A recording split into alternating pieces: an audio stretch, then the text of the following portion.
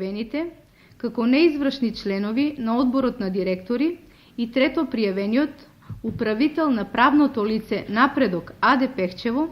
со искористување на својата службена положба и овластување со намера за себе да прибават противправна имотна корист, донеле одлука за продажба на подвижен и недвижен имот на 22 јули 2011 година, а потоа трето пријавениот како извршен член на одборот на директори, спроведувајќи ја наведената одлука, извршил продажба на имотот на Напредок и добиените парични средства, неосновано повикувајќи се на непостојачки позајмици од сметката на Напредок АД Пехчево, ги префрлил на трансакцијски сметки, и тоа на прво пријавениот и второ пријавениот и керката на второ пријавениот и на трансакцијските сметки на правните лица Политехна,